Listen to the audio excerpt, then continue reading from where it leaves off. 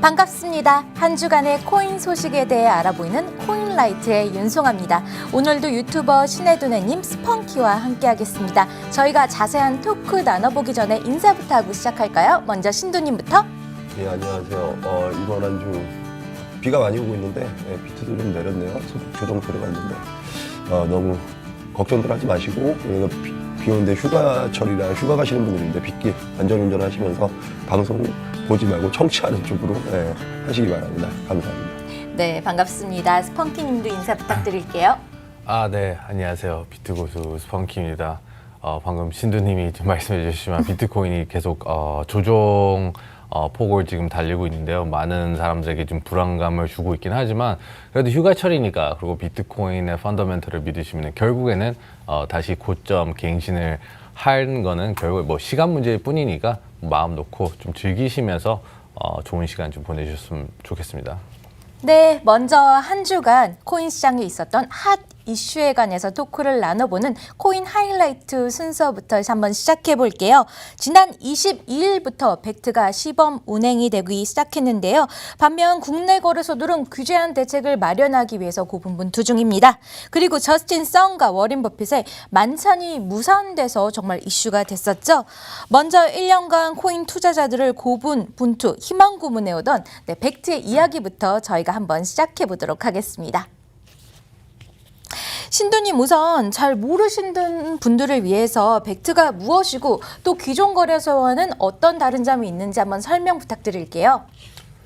벡트 거래소가 기존 거래소하고 다른 의미부터 좀 짚어드리면, 그러니까 여러분들이 알고 계시는 법정화폐로 코인을 사갖고 등락을 거래하는, 우리가 중앙화된 거래소 다 그렇게 보시잖아요. 그런 거래소가 아니고요. 그러니까 선물 거래가 오르고 내리고를 맞추는, 비트코인 하나만 지원이 되는 거기 때문에 일반인 분들은 뭐 그 거래소에서 거래를 거의 안 하실 걸로 알고 있고, 기관 자금들이 많이 들어갈 수 있는 거래소라고 보시면 되는데, 그러니까 일반인들이 지금까지 우리가 봤던 거래소는 전혀 아닙니다. 그러니까 상관이 없는 거고, 단 문제는 뭐냐면 그 벡트 거래소의 모회사가 지금 증권거래소나 이제 증권화되어 있는 거래소에 26개를 운영하고 있어요. 네. 그러다 보니까 자금력이 엄청나고, 그로 인해서 실질적으로 비트코인에 엄청난 자금, 그러니까 지금 주식시장에 들어갔던 자금만큼의 자금 이상이 들어갈 수도 있다고 판단을 하다 보니까 거기에 대한 기대감이 사실상 크고, 그리고 기존에 이제 CME, COB에서 거래했던 선물 거래하고 다른 점은 뭐냐면 비트코인을 사지 않고 가격을 맞추는 거예요. 그러니까 비트코인을 실제로 사지 않고 청산일날 달러라 법정화폐로 청산을 하니까 실제로 비트코인을 거래했다고 하지만 비트코인의 가격에 등락이 없어요. 실질적으로. 왜냐하면 벡트 같은 경우는 내 비트코인을 사갖고 현물 거래를 한단 말이에요. 현물 거래를 한다는 것은 내가 청산할 때 비트코인을 어찌됐든 저찌됐든 지불을 해야 돼요. 그러면 비트코인 실제로 사야 되겠죠. 청산을 하려면. 그럼 실제로 비트코인의 거래량이 늘어나면 증가하면서 비트코인의 가격의 우상향에 도움을 줄 수 있는데, 지금 CME, CUB에서 선물 거래했던 내역들은 청산 자체를 비트코인 거래로 하는 게 아니라 그냥 달러 거래로 하다 보니까 실제로 그런 대형 우리가 기대를 했던 거래소 치고 선물 거래소 치고는 비트코인 가격을 하락만 시켰지 끌어올려주지는 전혀 못했던, 그래서 벡트에 지금 많은 사람들이 기대를 하고 있는 거예요. 네, 그렇다면 이 벡트가 선물 거래가 가능한 이유가 뭘까요? 뭐 선물 거래가 되기 위해서는 사실 이제 업계와 그 시장을 먼저 조금 이해를 해야 되는데, 좀 지금 이제 벡트가 이제 만들어지는 이유 자체가 기관 자금이 안전하게 지금 이 시장에 들어올 수 있게끔 하는 그 목적이 가장 크다고 볼 수가 있거든요. 사실 이 정도 규모의 프로젝트에 있어서는 일반 리테일 투자자들, 그러니까 뭐 속히 말하는 개미 투자가들이 뭐 얼씬도 할 수 없는 어느 정도 그 투자 관련된 라이선스부터 해가지고 좀 규모가 있는 분들만 좀 접할 수 있는 그런 건데, 이런 기관들이라든지 이런 좀 어떻게 보면 좀 약간 고래 투자가분들 이 시장에 들어올 수 없는 가장 큰 이유가 사라질 수도 있기 때문에, 그 리스크 때문이거든요. 본인이 이제 여러 가지 본인들 자산과 자금을 투자를 했는데 그 자금이 뭐에 담보가 되지 않고 그냥 언제든지 뭔가 해킹을 당하든 뭐든 사라질 수가 있는 리스크가 크기 때문이에요. 근데 이제 지금 이런 선물 거래하지 모든 게 이제 가능해지게끔 벡트가 잘 구현을 해놓은 게 여러 가지 커스토디어 서비스를 지금 좀 만들어 놨거든요. 그러니까 지금 뭐 예를 들어서 특정 기관이 그래 우리가 거기 그러면은 뭐 500억을 투자를 하겠다, 1000억을 집어넣어 놓겠다 했는데 이거 많이 해킹당해서 사라지면은 이걸 어떻게 되는 것이냐, 뭐 우리가 무슨 인슈런스가 있는지 여러 가지 그렇게 얘기를 할 수 있는데, 그런 틀과 그런 담보 커스토디어 서비스를 지금 벡트가 구현을 했기 때문에 이런 굉장히 큰 기관들이라든지 큰 자금이 들어올 수 있는 그런 여건이 만들어진다고 보시면 될 것 같아요. 기존의 여태까지는 뭐 굉장히 특정 고래들이라든지 뭐 큰 기관들도 이 시장에 들어와 있긴 하지만 그 좀 공격적인 기관들이라고 볼 수 있거든요. 다 사라질 수도 있는 리스크를 어느 정도 감수하고 돈 벌기 위해서 이렇게 들어왔다고 볼 수 있는데, 네. 이제는 좀 약간 좀 대규모로 오픈이 되는 형태로 되는 거니까 이런 커스토디어 서비스를 통해서 인슈런스가 생기는 거잖아요. 그러니까 좀 그래서 여러 가지 그런 뭐 선물 거래부터 해서 다양한 서비스들이 오픈될 거라고 보고 있어요. 네, 벡트에 대한 기대감이 이렇게 커지고 있고 다 같이 기다리고 있는데요. 지난 1년간 투자자들을 좀 희망 고문하고 있다라는 이야기가 있습니다. 이건 또 어떤 이야기인가요? 사실 벡트가 처음 발표가 됐을 때는 상당히 충격적이었어요. 네. 왜냐면은 너무나도 큰 이 그 전 세계 시장을 움직이는 속히 말하는 그런 세력들이 지금 약간 이 시장에 어떻게 보면 우리는 들어올 것이라고 이렇게 딱 말하고 그런 인프라를 구축을 하는 거였거든요. 그러니까 사실 뭐 뉴욕 그 증권 시장이라든지 네. 뭐 전 세계에 있는 그런 시장들과 거래소들을 만든 그런 단체들이 벡트를 똑같이 이렇게 만드는 거기 때문에 기관부터 해서 여러 가지 자금줄에 대한 연줄이 거의 끝도 없이 많은 그런 어떻게 보면 전 세계 꼭대기 살고 있는 그런 사람들이라고 보면 될 것 같아요. 근데 이런 사람들이 들어온다는 게 얼마나 큰 호재예요. 그쵸. 그리고 실제로 벡트 중심의 여러 가지 콘퍼런스들도 열었었는데 매번 굉장히 긍정적인 피드백만 계속 왔어요. 그러니까 투자가들이 그래 너는 오픈만 하면은 우리는 들어간다. 거의 그렇게 계속 답변들을 해주면서 이 기대 심리, 그럼 또 그런 기사들을 이제 일반인들은 보면서 그 기대 심리가 계속 올라가고, 근데 이제 론칭이 되는 날짜가 딱 가까워지면은 한 분기가 늦춰졌다. 뭐 조금 이제 뭐 다시 무슨 그때 다른 이유들로 둘러대면서 뭐 한 달 늦춰짐, 뭐 3달 늦춰집니다. 뭐 네. 6개월 늦춰집니다. 하다가 지금 벌써 이제 3분기가 다 와가고 있는데요. 작년 말부터 돌고 있던 거거든요. 그러니까 유저들 입장에서는 어떻게 보면 이제는 기존에는 벡트라는 단어만 딱 들어오더라도 갑자기 이제 좀 매수 심리가 이제 그쵸. 돌면서 굉장히 시장에 이제 긍정적인 바이브가 돌았었는데, 이제는 벡트가 뭐 하든 말든 뭐 맨날 쟤네 또 늦추겠지 뭐 그게 무슨 효과가 있겠어? 거의 이제 기대 심리가 이제는 좀 죽어가는 거의 그런 상황까지 왔다고 볼 수도 있을 것 같아요. 그러게요. 소위 어떻게 얘기하면 이 개미 투자자들이 먼저 진입을 해서 기관 투자자들의 어떤 자금 유입을 기다리고 있는 상황인데, 이 마이크로소프트, 스타벅스 듣기만 해도 정말 어마어마한 이 대기업들이 벡트에 투자를 하려는 이유가 있을 것 같아요. 이유가 뭘까요?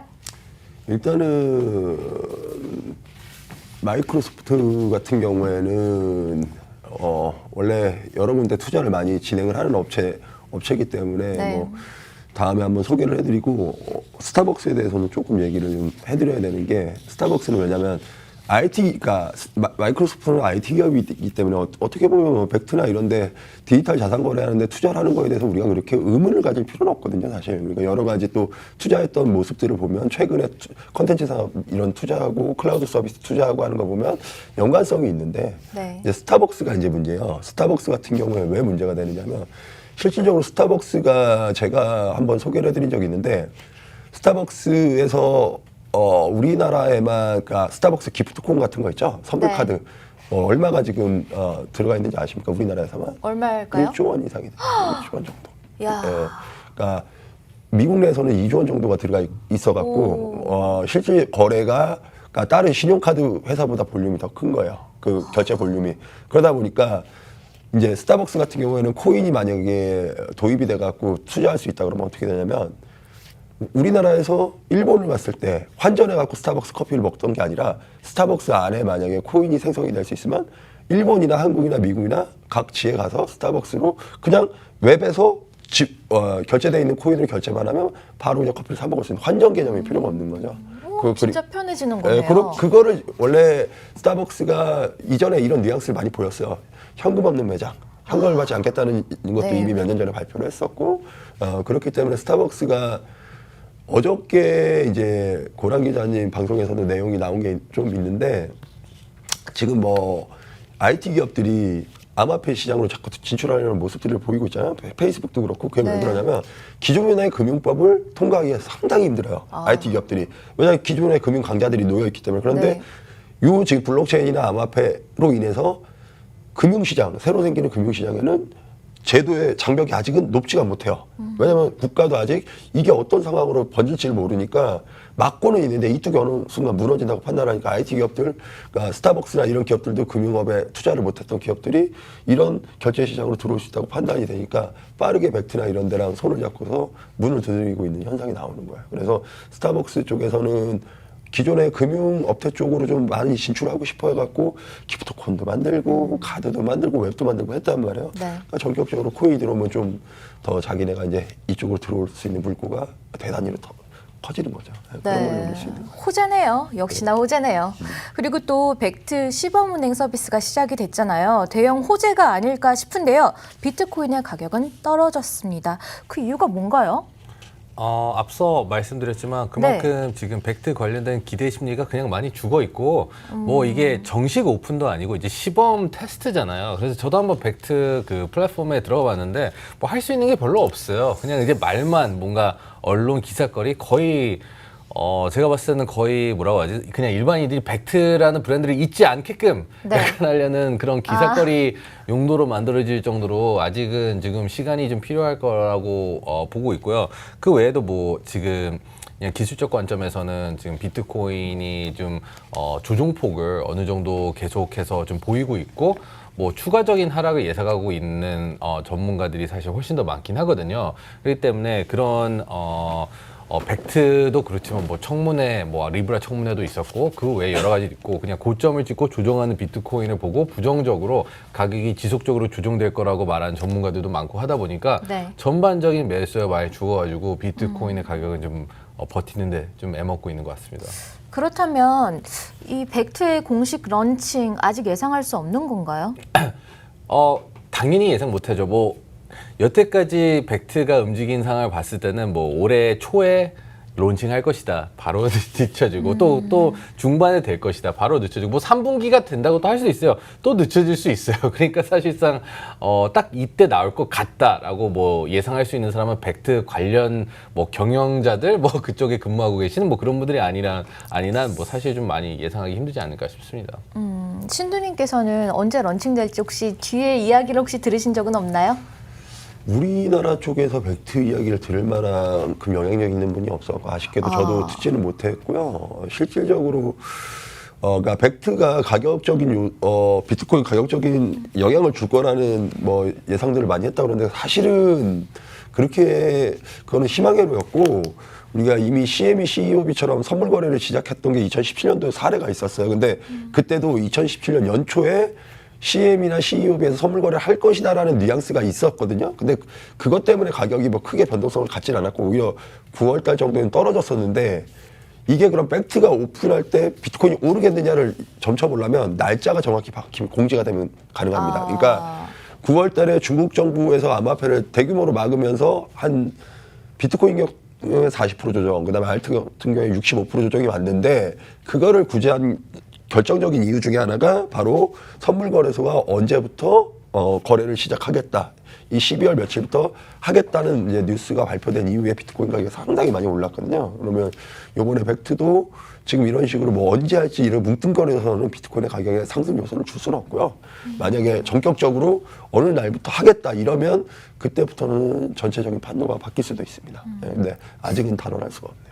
그렇다면 이 벡트 시범 서비스에 대한 반응도 코인 전문 매체들도 그냥 뜨뜻미지근한 건가요? 그렇죠. 실질적으로 뭐 그게 뭐 기업들이 자본을 넣어갖고 투자하고 하는 게 아니라 그냥 거래에 대해서 테스트만 하고 있는 거나 IMF도 지금 코인을 만들어서 자체적으로 뭐 의미는 없으니까 자체에서 이제 공부하기 위해서 이제 코인을 쓰고 있는데 그걸로 인해서 뭐 암호화폐가 사실 리플이 중요 어쩌네 그런 얘기를 했었지만 네. 아무 지금 영향이 없는 거랑 똑같은 거죠 사실은. 네. 제한적인 거예요 제한적.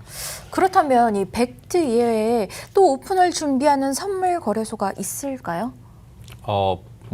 거래소는 맞지만 사실상 벡트 규모는 없죠. 벡트 같은 경우는 말씀드린 것처럼 뭐 미국 증권 시장, 뉴욕 증권 시장을 만든 그런 대규모 그룹들이 사실은 준비하고 있는 것이기 때문에 뭐 국내 뭐 거래소도 오픈업 맨날 하고 있죠. 근데 뭐 다 거의 스캠이고 별로 그냥 단기적으로 한탕을 치려고 거의 사기 치려는 그런 거래소들 중심이기 때문에 뭐 벡트랑은 비교하는 것조차 뭐 말도 안 된다고 볼 수 있죠. 그렇다면 벡트가 공식 런칭이 된다면 효과가 좀 있을까요? 공식 런칭이 된다면 당연히 자금 규모가 커지고 유동성이 좋아지고 네. 시장 자체가 판이 커지겠죠. 판이 커지는 효과는 있는데, 근데 솔직히 말씀드리면 그로 인해서 처음에는 이제 항상 버블이라는 건 IT 버블 때도 처음에는 돈이 많이 모여서 사람들이 환호를 하고 그랬던 시절이 지나면서 이제 숙련 기간을 거치잖아요. 네. 벡트도 아마 그런 확률이 높은 게 처음에는 자금이 모이고 환호하는 시장을 만들겠지만 결국엔 숙련 시간에 들어가서는 또 어느 정도 조정이 들어가고 해야 되기 때문에 너무 물론 기대하는 거는 지금 그만한 문제가 없으니까 기대하는 건 좋지만 거기에 또 모든 걸 걸어서도 안 돼요. 투자가는. 네. 그렇다면 많은 투자가들이 벡트의 공식 런칭 정말 많이 기다리고 계신데요. 그렇다면 두 분은 암호화폐 시장의 어떤 가격 상승적인 부분에는 크게 영향이 없을 것이다라고 보는 건가요? 저는 날짜가 공개되면 있다. 예, 저는 제 의견은. 어떻게 보시나요? 저는 당연히 그러니까 좀 더 단순하게 생각하면 돼요. 그냥 비트코인은 상승할 거예요. 벡트와 상관없이? 벡트가 지연이 되면은 벡트가 지연될 때마다 더 높은 곳에 비트코인이 있을 거고 그 뉴스를 이제 끼워 맞춰서 벡트 때문에 올라갔다고 말하는 사람들도 있을 거고 뭐 결국에는 끼워 맞춰질 거라고 보고 있고 비트코인은 그냥 올라갈 거예요. 그럼 두 분 다 벡트와 상관없이 비트코인은 올라간다. 결국에는 이렇게 보시나요? 그렇죠. 근데 벡트 때문에 세간의 관심이 많아진다면 네. 우리가 운신할 수 있는 폭은 넓어지지 않을까. 왜냐하면 지금 어떻게 보면 비트코인 투자자들이 좀 불법적인 투자를 하는 사람으로 좀 오인을 받고 있는 부분이 있는데 벡트라는 거래소가 들어오면서 최소한 이게 투자로서의 가치가 있을 수도 있겠구나 이런 인식 변화만 해준다 그러면 가격을 떠나서 우리가 좀 비트코인을 한다는 걸 떳떳하게 얘기할 수 있는 뭐 시장 상황이 되지 않을까 바라보는 거죠 사실. 네. 벡트 거래소는 이렇게 시범 운행 서비스를 시작을 하면서 뭔가 본격적으로 가동을 시작하는 것 같은데요. 반면 국내 거래소들은 힘들어하고 있다라는 이야기가 있습니다. 스펑키님 이에 대해서 한마디 해주시죠. 국내 거래소들이 사실 뭐 힘들 수밖에 없죠. 왜냐면은 이 작은 나라에서 이 뭐 어떻게 보면 자금도 좀 돈도 모든 게 좀 한정된 이 작은 시장에서 거래소가 뭐 100개가 넘게 나온 이런 시장은 전 세계에 존재하지 않아요.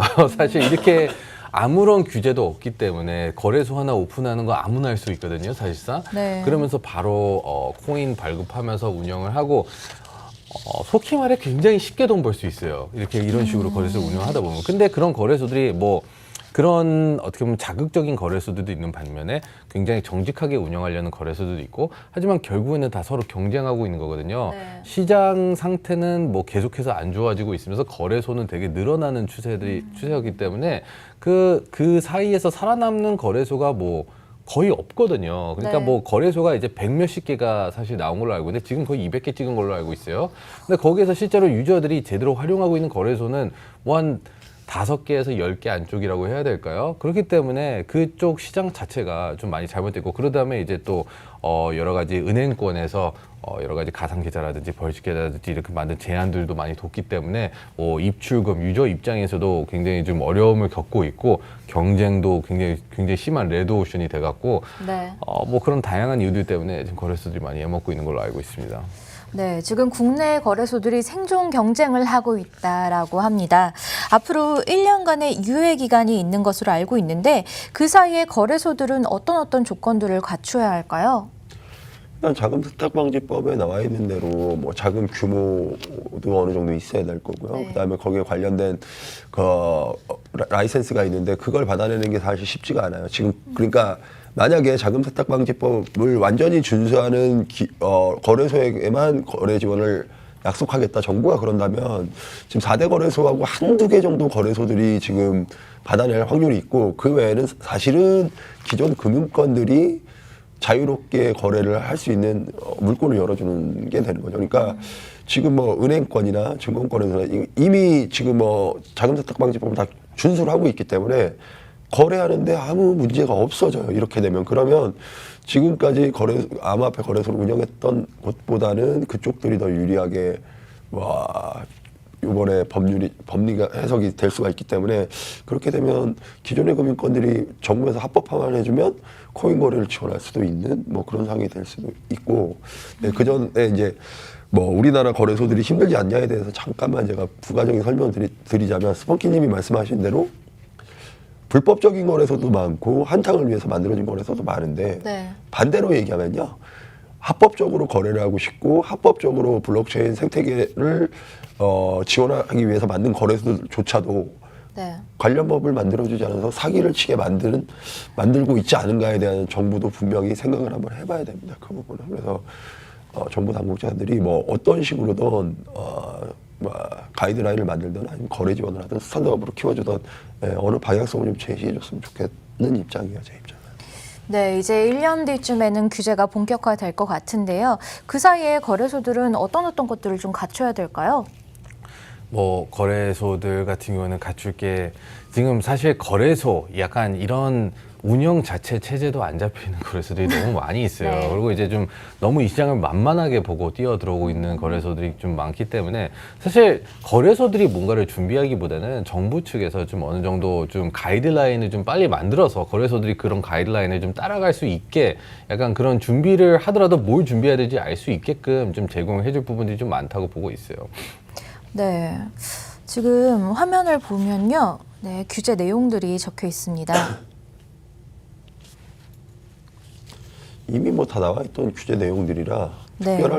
특별할 건 없는데 이제 저 규제 내용 자체가 지금 거래소들이가 어떻게 보면은 선행해서 거래소들, 그러니까 먼저 진출한 거래소들 이외에는 거의 준수할 수가 없는 지금 네. 조건이란 말이에요. 그랬을 때 과연 아무튼 어찌됐든 합법적이든 불법적이든 지금까지 블록체인 산업에 들어와서 1년이든 2년이든 거래를 지원했던 거래소들은 완전히 지원 혜택을 못 받아버리니까 어떻게 보면 출사표도 못 던져보는 거죠. 네. 예, 그렇게 돼갖고 볼륨을 뺏기니까 지금까지 거래 볼륨을 기존 기득권 뭐 금융업체들 이런 쪽한테 완전히 내주는 상황도 나올 수 있기 때문에 사실 그 부분이 이게 과연 맞는 것인가에 네. 대한 생각도 좀 해보게 되네요. 저는. 네, 근데 거래소에서 가장 큰 문제가요. 아마도 은행에서 실명 계좌를 안 열어주기 때문이 아닐까 싶은데요. 이 문제는 어떻게 해야 될까요? 그거는 뭐 어떻게 할 수가 없죠. 왜냐면은 아니 이거는 모두가 아는 사실이지만 네. 은행들이 지금 정부 눈치를 굉장히 많이 보고 있어요. 그러니까 네. 사실 암호화폐 이런 거래소들을 서포트를 하면 안 된다고 무슨 뭐 그렇게 명령을 내린 건 아니지만 네. 근데 알아서 해라는 식으로 그냥 약간 압박을 많이 주고 있단 말이에요. 그러니까 이게 은행들도 사실 어떻게 해야 될지 굉장히 눈치만 계속 보고 있는 상황이고 그렇다고 뭐 그 여러 가지 거래소들에게 그런 실명 계좌들을 제공을 해주면은 또 무슨 일이 있을 수도 있고 그렇다고 안 해주기도 뭐하고 되게 애매모호한 상황이거든요. 그렇기 때문에 지금 좀 국내 거래소들을 보더라도 그런 메이저급 거래소들이 아니면은 이런 그 통장 은행 계좌 관련된 문제들이 지속적으로 일어나고 있고 이 계좌가 열렸다가 닫았다가 네. 열렸다가 닫았다가 계속 그러고 있거든요. 그러니까 뭐 이 부분은 어떻게 될지는 좀 계속 지켜봐야 될 것 같아요. 결국에는 규제들이 필요할 것 같아요. 그러니까 서로 눈치 싸움만 하고 있는 약간 게임이라고 해야 될까요? 네. 그래서 좀 아무튼 좀 불투명한 부분들이 좀 많이 있는 것 같아요. 저 사실 좀 재밌는 경험이 있어요. 은행에 가서 통장을 열려고 했는데 그 직원이 뭐에 사용하시려고 하십니까? 해서 거래소에 이렇게 가입해서 암호화폐 거래를 하려고 한다 했더니 안 만들어 주시는 거예요. 계속 만들어 달라고 쫄랐습니다. 그랬더니 결국에 하는 얘기가 조용히 귓속말로 암호화폐 거래 안 하고 그냥 만들어 준다고 하면은 할 수 있으니 다른 은행에 가서 그렇게 얘기하세요라고 얘기를 하시더라고요. 실제로 암호화폐 이야기를 안 했더니 다른 그 지점에 가서 만들 수 있었습니다. 이에 대해서 어떻게 보시나요?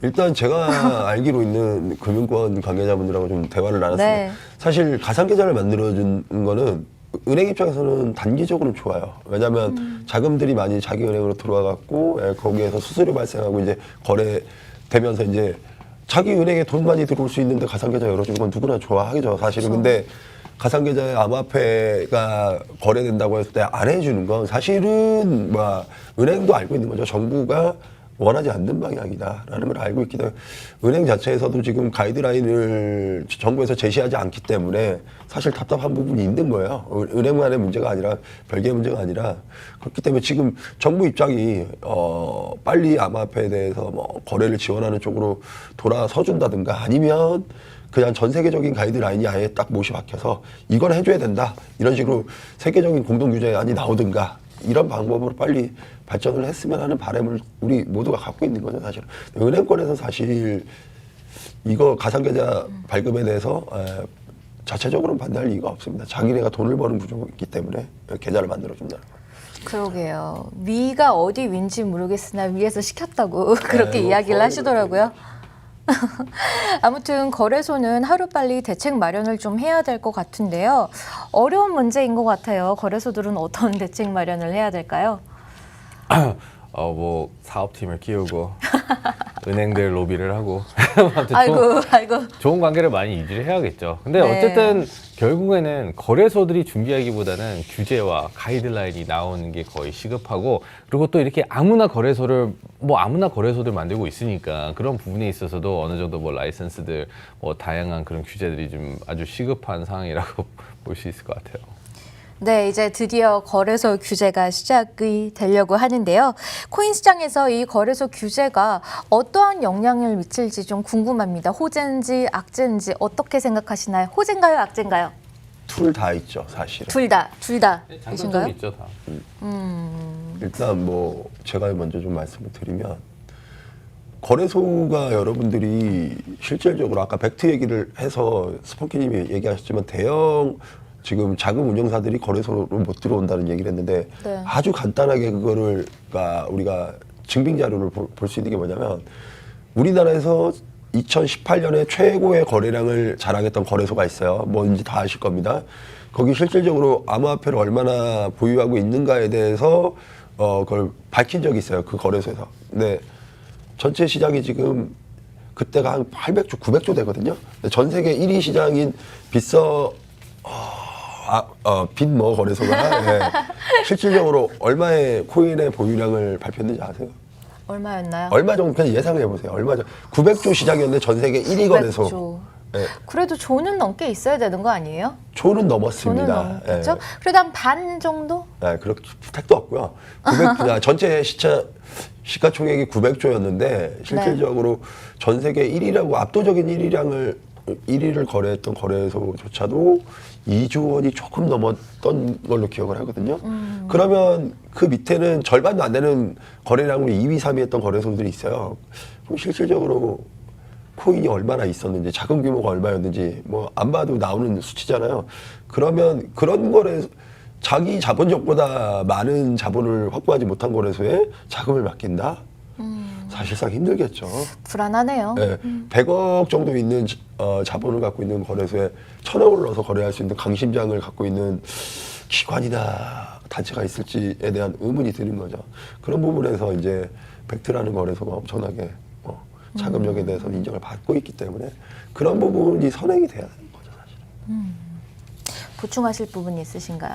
아니, 너무 잘 설명해 주셨어요. 사실 뭐 네. 너무 문제가 많아요. 그냥 이렇게. 네. 이번 주 또 이슈가 됐던 사건이 있었습니다. 워렌 버핏과 트론의 창시자 저스틴 선의 54억짜리 브런치인가요? 점심 만찬이 아주 그냥 이슈가 됐었죠. 근데 취소된 건지 연기된 건지 아직은 모르겠으나 아무튼 이러한 사건이 있었습니다. 먼저 이 사건에 대해서 한번 설명해 주시면서 어떤 인물인지 분들이 한번 소개 부탁드릴게요.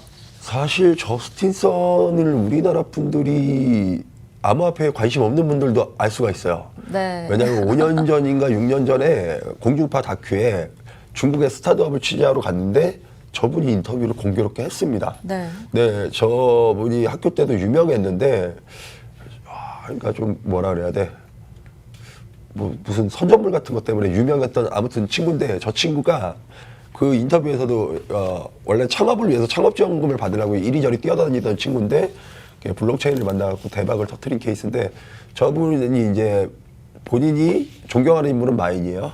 마인과 같은 스타일로 글로벌하게 확장을 하고 싶어하는 부분 때문에 블록체인에 들어와서도 마인처럼 어떻게 보면 이제 외국 쪽으로 많이 확장을 했는데 문제는 보도 자체가 조금 여러 가지로 좀 엇갈린 의견이 있었던 게 해외에 있는데 뭐 출국 금지 명령이 떨어졌다. 네. 그다음에 당국에 구속이 됐다. 근데 실질적으로 접선이 얼마 후에는 LA에 자기가 있고 중국에 있지도 않다. 출국 금지는 말이 안 된다는 내용의 라이브 방송을 했고요. 그다음에 그 식사 초대도 사실 취소된 게 아니라 미뤘다. 그리고 신장 쪽에 문제가 있어서 병원 문제 때문에 식사가 미뤄진 거다. 이렇게 해명을 했어요. 실질적으로 출국 금지에 대해서도 밝혀진 바는 사실 아직은 없습니다. 좀 이따 네. 또 추가적인 또 답변을 해드릴게요, 제가. 네. 근데 이 53억짜리 점심 만찬 정말 어마어마한 액수인데요. 이 워렌 버핏의 자선 경매에서 53억이라는 큰 돈을 적어내었는데 20년간 가장 큰 금액이라고 합니다. 도대체 무슨 생각으로 이렇게 큰 금액을 적어놓은 걸까요? 뭐 다양한 생각이 있겠지만 그 자리에 저스틴 선만 참여를 한 게 아니거든요. 네. 그 외에 이제 암호화폐 쪽 뭐 찰리라든지 뭐 비탈릭이라든지 이 업계의 거의 메이저급 네임드들이 다 같이 참석하는 걸로 알고 있는데 사실 워렌 버핏은 좀 이런 블록체인 암호화폐 자체를 꾸준히 좀 비판을 하며 좀 부정적인 시각으로 좀 많이 지켜봐 왔었거든요. 그리고 언론에서도 상당히 좀 약간 네거티브한 그런 멘트들을 좀 많이 했었는데 그 부분을 어떻게 보면은 좀 긍정적으로 돌릴 수만 있다면 여러 가지 그 자리를 통해서 좀 명분들을 만들 수 있다면은 그러면서 워렌 버핏이 드디어 뭔가 암호화폐와 비트코인 뭐 블록체인에 대해서 긍정적인 어떻게 보면 피드백을 좀 언론을 통해서 한번 전달하게 되면은 이 시장에 좀 상상 초월의 파급력이 있지 않을까 약간 그런 생각이 들고 여러 가지 그런 전략적인 부분들과 또 그쪽 라인을 뚫게 되면 거의 또 자금줄이 어마어마하거든요. 네. 그러니까 다양한 그런 이유들이 있을 거라고 보고 있습니다. 네. 저친 써니 만찬이 취소됐다고 웨이보에 글을 올리면서 각종 예측들이 나오고 있습니다. 트론의 가격도 좀 폭락을 했고요. 신두님께서 한번 타임라인별로 한번 정리를 해주실 수 있을까요? 일단은 중국 쪽에서 정리를 해보자면 네. 아주 간단한 거는 중국 정부가 암호화폐에 대해서 뭐 트론이 이제 뭐 저스틴성이 사과를 했습니다. 그러니까 자기가 너무 언론 플레이만 집중하고 기술 개발에는 좀 미흡했던 부분이 있지 않느냐. 뭐 이걸 갖다가 트론의 굴복이라고 말씀하시는 분들이 세간했는데 그거보다는 저는 조금 뉴스에 나오지 않은 내용을 좀 전달해 드리고자 하면 뭐냐면 미국 쪽에서 이제 리브라에 대한 청문회가 있었고 그 다음에 중국 쪽에서 리브라를 찬성하는 발언을 했어요. 정부 당국자가 그래서 네. CBDC의 발행에 대한 얘기를 했단 말이에요. 그러면 그랬던 부분 때문에 우리가 봤을 때 지금 중국 내에서는 어차피 자기네가 중앙화된 화폐에 대한 이야기를 했기 때문에 지금 자국의 블록체인 뭐 커뮤니티라든가 블록체인 아니면 기업들에 대해서 단속이 필요한 시기예요. 시점이다 보니까 지금 중국에서 가장 큰 프로젝트가 뭐냐고 봐야 되면 이오스도 물론 무조건 이오스를 중국 프로젝트라고 보기 사실 힘들거든요. 그러면 그 다음에 큰 프로젝트가 뭐냐고 봤을 때 사실은 트론이 가장 큰 프로젝트거든요. 지금 블록체인 시가총액에서 보면 트론이 지금 이오스를 완전히 중국 프로젝트라고 보기는 힘들고 그리고 퀀텀하고 네오는 예전보다는 인기가 좀 사그라들었고 네. 그리고 글로벌적으로 가장 많이 블록체인 회사 중에 움직이고 있는 건 사실 네오하고 퀀텀은 중국 쪽에 좀 많이 갇혀 있거든요. 근데 저스틴성 같은 경우는 미국 쪽으로 진출도 많이 하고 그러니까 마일한테 받은 영향 때문에 그런지 몰라도 글로벌화 정책을 많이 취하고 있단 말이야. 그런 입장에서 중국 정부에서는 아무래도 한 번 정도는 브레이크를 밟아주는 뭐 그런 역할도 필요했다고 보고 왜 미국 리브라가 나오는 뭐 조건을 지금 청문회를 하고 있기 때문에 중국 쪽에서도 충분히 이번 시기적으로 블록체인 회사들에 대해서 한번 검토가 필요했던 뭐 그런 식의 나온 뉴스라 제가 볼 때는 뭐 특별하게 트론의 문제가 되지는 않을 걸로 보고요. 중국 전체가 아무래도 이제 블록체인에 대해서 제도 정비가 시급하게 필요하지 않나 그런 시점으로 봐야 된다고 저는. 이 중국 정부의 제도 정비라는 게 이들을 누르려는 걸까요? 아니면 같이 뭔가 합세해서 리브라 같은 걸 만들려고 시도하는 걸까요? 리브라 같은 거를 뭐 중국 정부가 만들 수는 없는 거고요. 그 플랫폼을 갖고 있는 쪽에 이제 어떻게 보면 연동을 시켜주는 방향성으로 가면 되거든요. 그러니까 지금 알리페이나 위챗페이가 있고 그다음에 트론 같은 경우는 해외 또 인프라를 많이 넓혀놨기 때문에 뭐 기업을 옥죄다기보다는 여러 가지로 이제 중국 정부의 의견이 많이 수렴할 수 있도록 뭐 추후에 조치를 할 수도 있고 워낙에 공산주의다 보니까 홍콩 문제도 있고 여러 가지로 기업적이나 이런 거를 중국 정부가 컨트롤하려는 뉘앙스가 많았잖아요. 그런 뉘앙스 퍼포먼스 중에 하나라고 저는 보는 거예요. 퍼포먼스다. 네, 정말 이 시끄러운 상황 속에서 트론의 가격 폭등과 폭락이 있었습니다. 한번 시간대별로 한번 알려주실 수 있을까요? 뭐 사실 제가 이제 트론 차트는 많이 막 구체적으로 안 봐서 잘은 모르겠는데 네. 그냥 그러니까 트론은 즉 저스틴 선이에요. 그리고 네, 저스틴 선은 그쵸. 트론이에요. 사실 트론을 되게 좀 웃긴 것 중 하나가 트론을 사실 좀 기술적으로 평가하는 사람이 거의 없어요. 트론을 보면서 저스틴 선을 평가하는 사람은 많아요. 야, 저스틴이 뭐 하고 있냐, 저스틴이 뭐 했냐, 저스틴이 어디 있냐, 저스틴 앞으로 뭘 할 것이냐.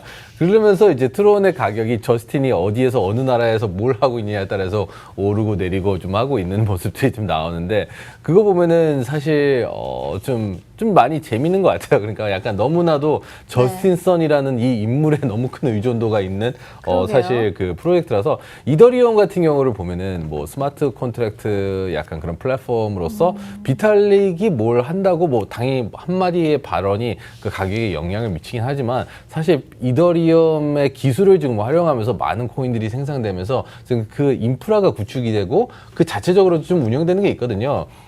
트론은 그냥 저스틴 선이에요. 뭔가 그렇게 되는 게 아무것도 없고 저스틴 선의 입놀림에 따라서 계속해서 움직이고 있고 그렇기 때문에 지금 저희가 이렇게 이 자리에서도 저스틴 선에 대해서 이렇게 얘기하고 있는 것 자체가 그 그러네요. 사람이 얼마나 대단한지를 좀 나오는 거거든요.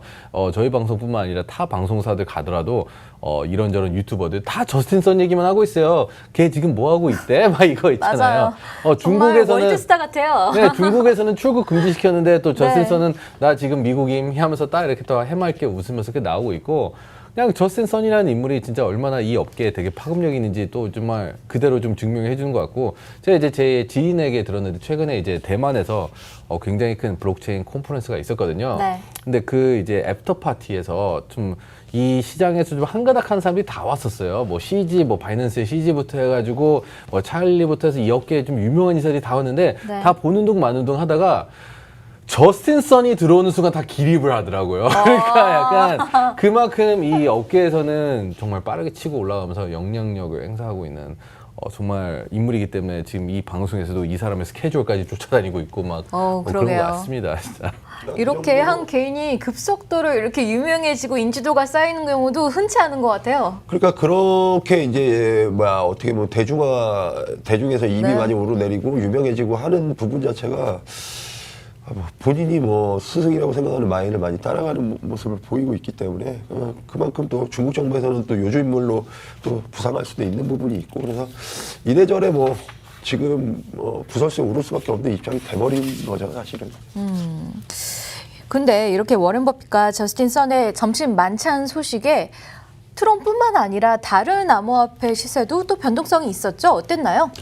근데 사실은 저스틴 선하고 이제 그 워렌 버핏하고 만나는 걸 호재라고 좀 말하려고 하는 사람들이 많았죠. 네. 왜냐면 기존 금융권과 신금융권의 만남, 뭐 신자산과 구자산의 만남, 뭐 투자가들의 만남, 뭐 이렇게 해석이 됐는데 사실은 워렌 버핏 자체가 블록체인 암호화폐에 대해서 상당히 부정적이고요. 그쵸. 그 전에 전통적 IT 자체도 투자를 안 했던 사람이요. IT 기업에도 투자를 안 하다가 최근에 들어서 아마존 주식인가 구글 주식을 사면서 이게 진짜 가는 거라는 걸 뒤늦게 깨달았다. 뭐 이런 식의 뉘앙스를 발언을 했었거든요. 그렇기 때문에 제가 볼 때는 워렌 버핏하고 저스틴 선의 만남을 갖고 뭐 트론의 가격은 충분히 변동성이 있을 수 있다고 보지만 다른 여타 암호화폐 가격에 변동성을 줬다? 그거에 대해서는 저는 솔직히 말하면 부정적인 입장입니다. 그래서 네. 제가 그쪽에 대해서는 드릴 말이 없네요. 이 요란했던 점심 만찬이 연기됐다라는 말도 있고 취소됐다라는 말이 있는데 성사가 될 거라고 보시나요? 솔직히 제가 저스틴 선이 아니기에 뭐 알 수는 없지만 네. 저는 그냥 됐으면 좋겠어요. 아. 굉장히 역사적인 자리가 될 수가 있거든요. 그렇죠. 워렌 버핏이 워낙 이 전통 시장에서 엄청난 거물이잖아요. 거의 뭐 세계 꼭대기에 계신 그런 분인데 또 그 만찬에 참여하는 이 블록체인 대표자들을 보면은 뭐 저스틴 선을 포함해서 뭐 다 굉장히 어려요. 그러니까 어떻게 보면은 좀 노하우가 가득한 워렌 버핏과 새로운 이노베이션으로 치고 올라오는 새로운 기술을 들고 올라오는 요 청년들의 만남이 될 것이기 때문에 뭐 네. 언론적인 측면이라든지 여러모로 굉장히 역사적인 자리가 될 것이고 그 자리 자체가 미국에서 보도되면서 이슈가 될 것이기 때문에 저는 암호화폐 시장의 어떻게 보면 일원으로서는 엄청난 호재거든요. 네. 무조건 성사가 됐으면 좋겠습니다. 네, 저도 그랬으면 좋겠습니다. 지금까지 이번 주를 뜨겁게 달군 핫 이슈를 한번 살펴봤는데요. 백두 10원 거래라는 나름 큰 호재도 있었는데요. 코인 가격이 떨어졌습니다. 그 이유가 뭘까요? 저는 사실 벡트 뭐 이건 개인 방송에도 얘기하지만 벡트 10원 거래 때문에 오른다? 그럴 리는 없고요. 그게 네. 뭐 일부 거래라도 뭐 현물 거래가 됐다던가 이러면 모르겠는데 그런 의미에서는 사실 벡트 거래소의 문제라고 보진 않고 이번에 이제 29일 날 우리나라 시간으로 30일 같습니다. 예, 새벽인 것 같은데 예전부터 말이 많았던 테더 문제인데 사실 테더 문제 때문에 이번에 법원에서 좀 다툼이 있어요. 그래서 그 부분이 지금 가격적인 영향을 준다는 의견도 있는데 사실 저는 그것도 가격적인 영향을 주지만 제가 보는 가격적인 영향의 문제는 사실은 우리가 암호화폐가 지금 뭐 2만 달러 판테라 캐피탈에서 42,000달러까지 지금 얘기를 하더라고요. 이번 연말에. 근데 사실 그 부분이 힘든 게 뭐냐면 우리나라나 해외에도 계좌가 법정화폐가 유입이 돼서 암호화폐를 거래하는 시스템은 아직 많지가 않아요. 네. 사실 힘들고 해봐야 테더서 갖고 거래소 보내갖고 테더로 비트코인 사는 정도이기 때문에 지금 이 시장 자체가 구조적으로 좀 변화하지 않으면 예전에 뭐 2017년 불장 같은 게 우리나라 계좌가 전부 다 열려 있었기 때문이거든요, 사실. 그럼 우리나라 계좌까지도 막혀 있는 상황에서 섣불리 3만 달러, 4만 달러는 예상하기 힘들고 2만 달러까지는 가능하다 보는데 힘들고 하기 때문에 제가 볼 때는 단순 조정인 상황이라고 보고 그리고 여기서부터 이제 테더 문제까지 이제 법원에서 심리 다툼이 있기 때문에 그 문제까지 좀 지나가면 다시 안정화되지 않을까. 그 부분이라고 보지 벡트의 서비스 오픈은 전혀 의미 없다고 저는 생각합니다. 네, 알겠습니다. 자, 이번 순서는요. 암호화폐가 거래되는 현장을 소개해 드릴 텐데요. 코인이 실제 화폐처럼 사용되는 현장을 소개해 드리는 코인 캐스터가 간다 순서입니다. 화면으로 만나보시죠. 안녕하세요 여러분. 저번 주에 이어서 제가 또 찾아왔습니다. 이곳은 외국인들이 제일 많이 찾는다는 곳 바로 명동인데요. 오늘 제가 여기 왜 왔냐고요? 블링블링 저를 예쁘게 만들어주는 곳이 있다고 합니다. 어떤 곳인지 저와 함께 가보시죠.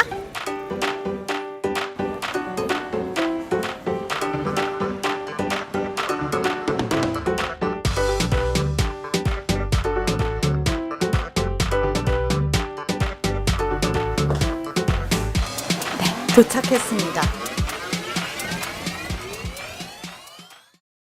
안녕하세요 사장님. 네, 어서 오세요. 네, 저희 여기 명동 한복판에 있어서 좀 찾아오기 쉬웠어요. 네. 여기 딱 중심부에 있더라고요. 네, 뭐 명동도 뭐 교자가 유명하기 때문에 네. 찾기 쉬워요. 사실 거기서 점심을 먹고 왔거든요. 그래요? 네. 뭐 외국 분들이 50% 이상입니다. 그리고 뭐 한국에 오면은 또 꼭 관리를 안 한다 하더라도 들리는 면이 있습니다. 아, 그래요? 네. 친하신 분들이 있구나. 많죠, 일본 분들.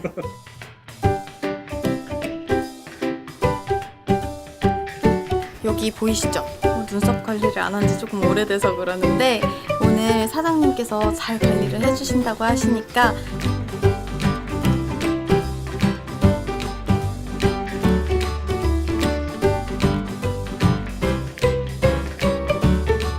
몇 년도부터 받으신 거예요, 그러면?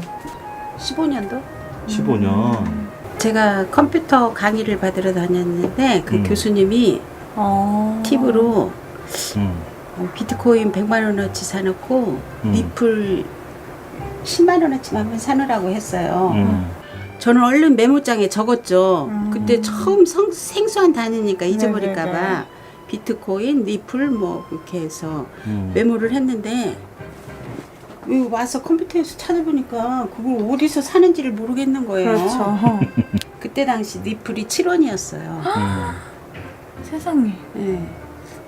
비트코인은 그때 한 20만 원? 어머 어머 어머.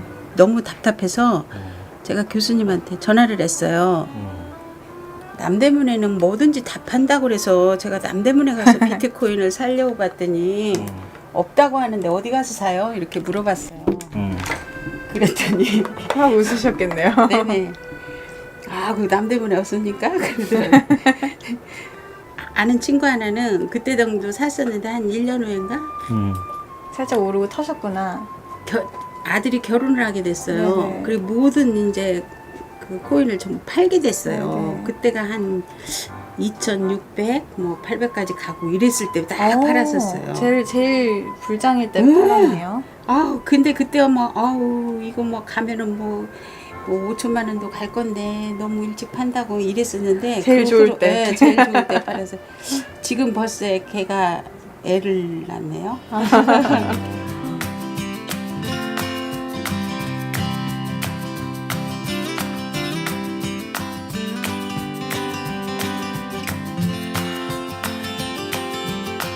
네, 끝났습니다. 수고하셨습니다. 감사합니다. 네, 일어나세요. 네.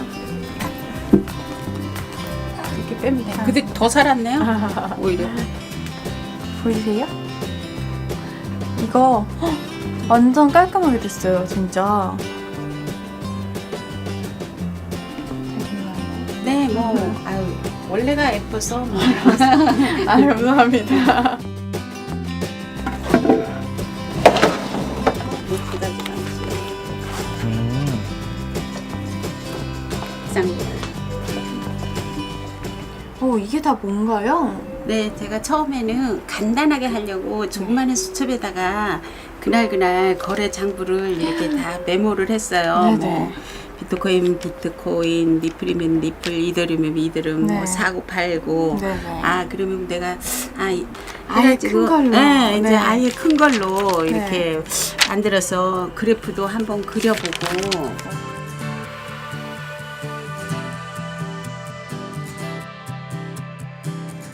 본인이 가지고 있는 코인으로 결제하시면 됩니다. 아, 네.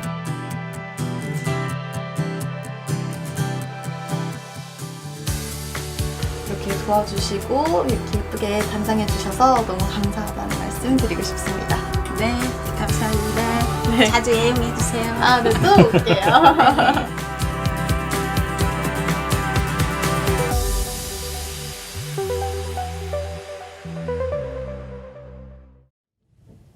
와, 저도 저기 한번 가보고 싶은데요.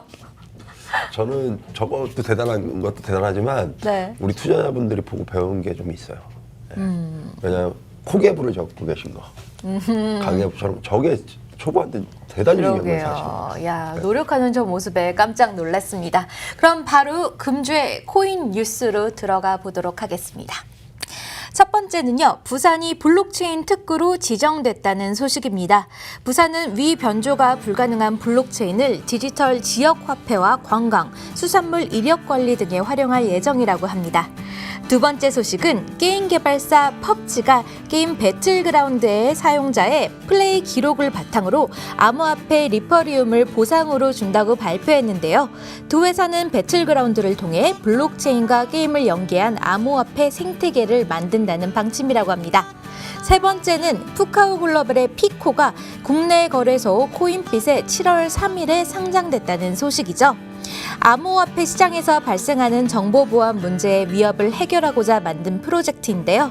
피코는 해커들에 대한 적극적인 대응과 실제 해커가 사용하는 백도어를 탐지해서 지갑에 대한 실시간 위협을 감지하고 경보를 알려주는 보안 솔루션을 가지고 있습니다. 지난 5월 세계 10위권 글로벌 암호화폐 거래소 아이닥스에서 IEO를 진행했을 때 완판이 되었는데요.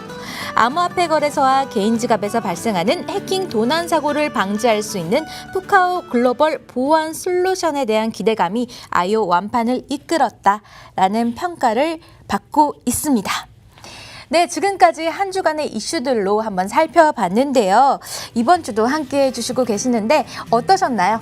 네, 이번 주는 사실 쉬운 주제는 아니었고요. 좀 왜냐하면 기존 금융권 법리적인 문제 제도였기 때문에 네, 다음에 또 한번 다룰 시간이 네, 있었으면 알겠습니다. 좋겠네요. 저희가 생방송이다 보니까 남은 시간이 많지 않네요. 저희는 다음 주 금요일 날 찾아뵐 수 있도록 하겠습니다. 지금까지 코인 라이트였습니다. 다음 주에 봬요.